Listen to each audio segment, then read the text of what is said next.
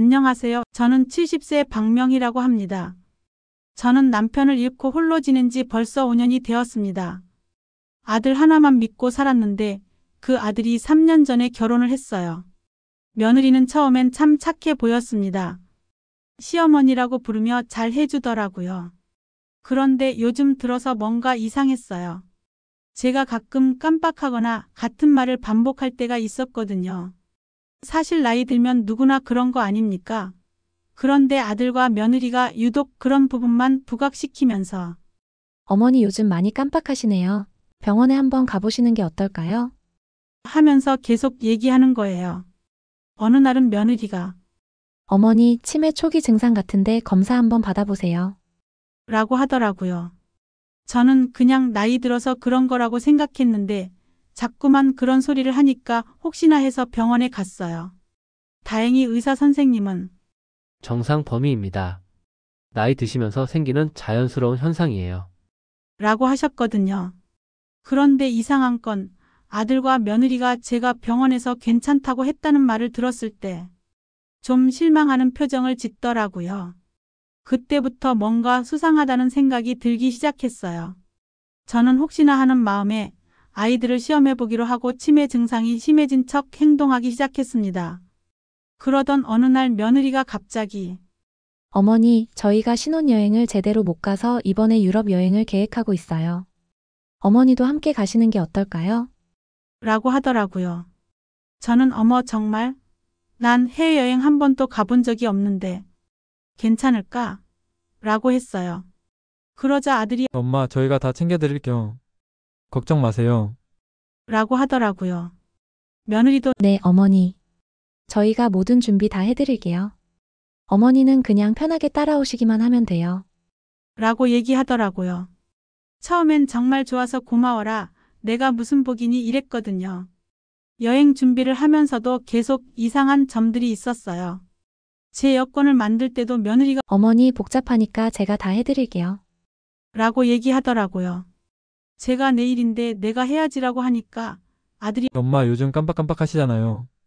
실수하면 안 되니까 우리가 해드릴게요. 라고 얘기하더라고요. 여행 일정도 제가 어디로 가는지 좀 알려줘라고 하면 며느리가 어머니 너무 복잡해요. 그냥 저희가 가는 대로 따라오시면 돼요. 파리, 런던 이런 데 갈 거예요. 라고만 했어요.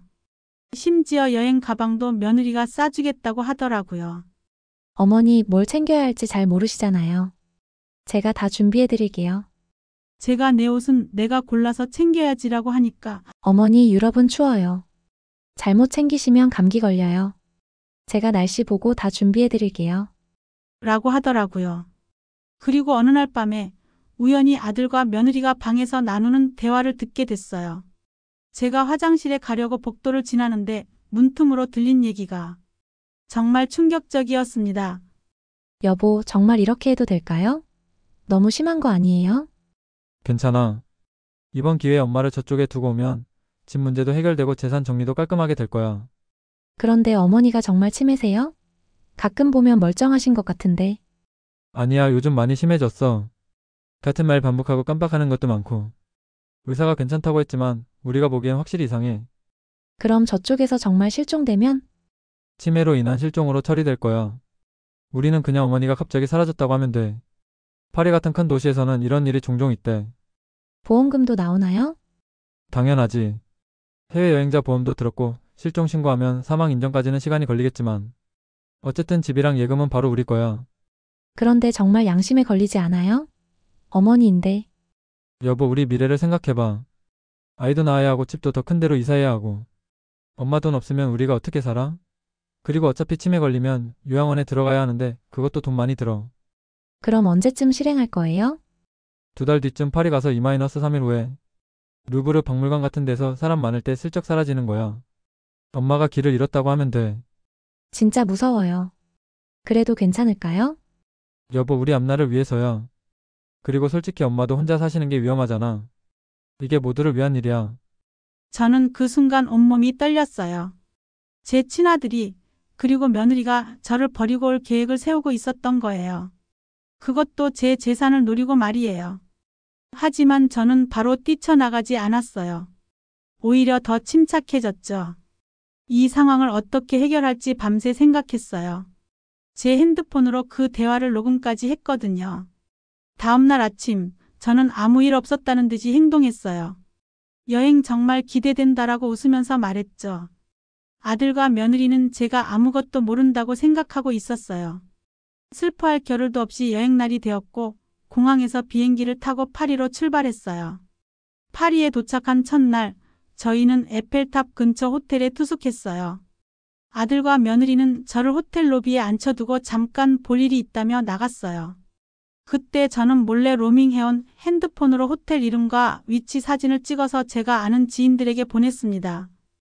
혹시라도 나에게 무슨 일이 있으면 이곳으로 연락해 달라고요.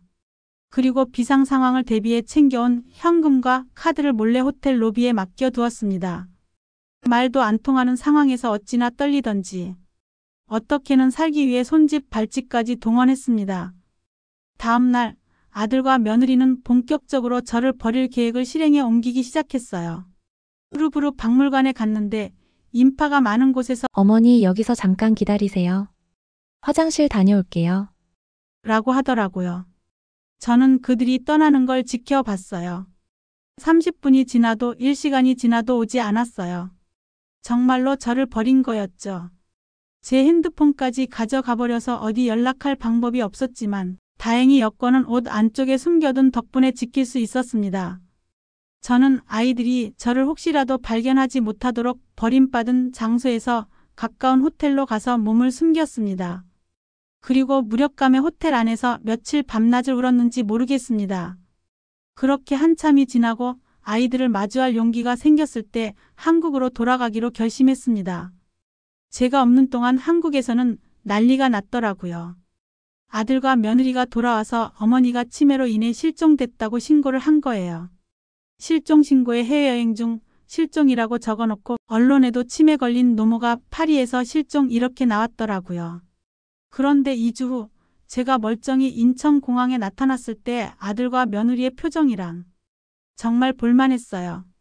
귀신 본 것처럼 하얗게 질려서는 말도 못하더라고요. 저는 공항에서 바로 경찰들에게 제가 가진 증거를 보여줬습니다.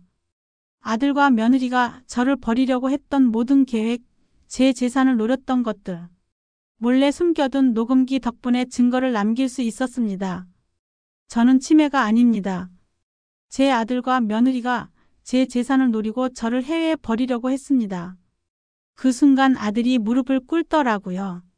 공항 바닥에 무릎을 꿇고 엄마 정말 죄송해요. 잘못했어요. 라고 빌기 시작했어요. 하지만 저는 냉정하게 말했어요. 너희들은 이미 내 자식이 아니다. 나를 버리려고 했을 때 우리 사이는 끝났다. 그리고 아들과 며느리를 뒤로하고 지인의 집으로 갔습니다. 도저히 아이들과 한 공간에 있지 못하겠더라고요. 그 다음날 아들이 저에게 전화를 걸어왔어요. 엄마 제발 한 번만 만나요. 정말 잘못했어요. 만날 것도 없다. 할 말도 없고. 엄마 정말 미안해요. 제가 정신이 나갔었어요. 며느리가 계속 재정적으로 힘들다고 하니까. 그래서 나를 버리려고 했다고? 내 엄마를? 엄마, 제발 용서해 주세요. 다시는 이런 일 없을게요. 용서? 너는 나를 죽은 것처럼 만들려고 했잖아. 보험금까지 계산해 놓고. 그게 아니에요, 엄마. 저희가 정말 급해서. 급하면 나한테 말을 하지 왜 나를 버리려고 해? 내가 정말 내 아들이야. 그러고 나서 며느리도 문자를 보내왔어요. 어머님 정말 죄송합니다. 제가 잘못 생각했어요. 앞으로 친어머니처럼 모시겠습니다. 제가 답장했죠. 너는 친어머니도 그렇게 버리니? 너 부모님한테 물어봐라. 딸이 시어머니를 해외에 버리고 왔다고. 그리고 저는 바로 변호사를 선임해서 재산 정리에 들어갔어요. 변호사 선생님이 어머님, 법적으로 어떻게 하시고 싶으세요? 라고 물어보시더라고요. 내 명의로 된 모든 재산에서 저놈들 손 떼게 하고 싶어요. 그리고 내가 사준 집도 다시 찾아왔으면 좋겠어요. 가능합니다. 유기죄로 기소된 상황이니까 상속권 박탈도 가능하고요. 제 명의로 되어 있던 집과 예금, 주식 등 모든 재산에서 아들과 며느리의 접근을 차단했어요. 아들 명의로 되어 있던 집도 제가 매입 자금을 댄 거였기 때문에 법정에서 소유권을 찾아왔죠.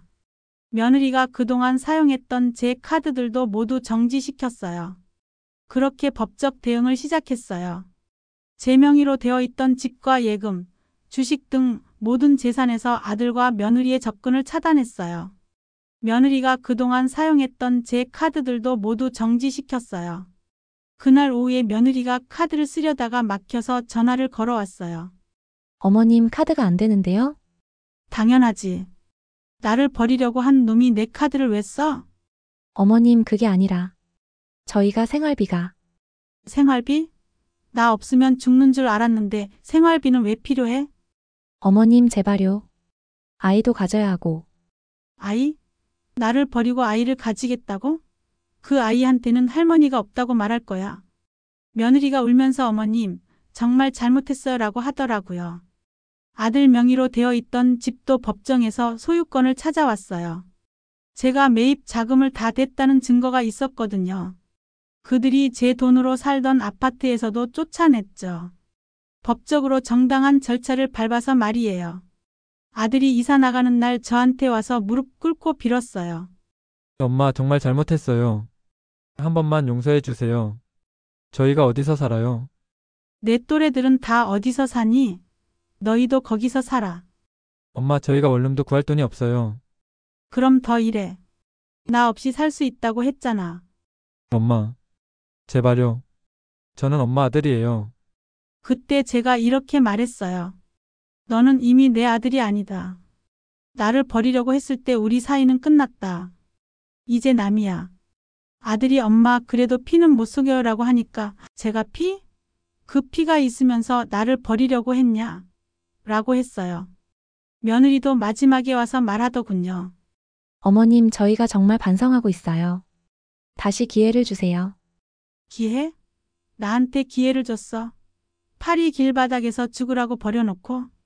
그게 아니라 뭐야? 너희가 한 짓을 내가 다 알고 있어. 보험금까지 계산해놨으면서 무슨 기회야. 그렇게 그들을 내쫓았어요. 법정에서도 승소했고 모든 재산을 되찾았죠.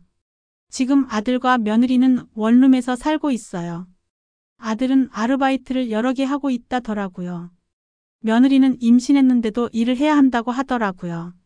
그동안 제 돈으로 호화롭게 살았던 걸 생각하면 이제야 현실을 제대로 맛보는 거죠. 가끔 동네에서 마주치면 며느리가 어머님하고 인사하려고 하는데 저는 모르는 사람 보듯이 지나가요.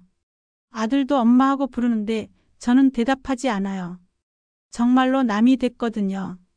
요즘엔 아들에게서 가끔 연락이 와요. 엄마 정말 미안해요. 다시 기회를 주세요. 저는 답장하지 않아요. 며느리도 어머님, 아이가 태어나면 꼭 뵙게 해드리고 싶어요라고 문자를 보내왔어요. 하지만 저는 그 아이에게는 할머니가 없다고 해라. 할머니를 버린 부모를 둔 아이니까라고 답장했어요. 어떤 잘못은 용서할 수 있지만 어떤 잘못은 용서할 수 없거든요. 자식이 부모를 버리려고 한 건 절대 용서할 수 없어요. 저는 이제 알았어요. 나이가 들었다고 해서 당하고만 살 필요는 없다는 걸 말이에요.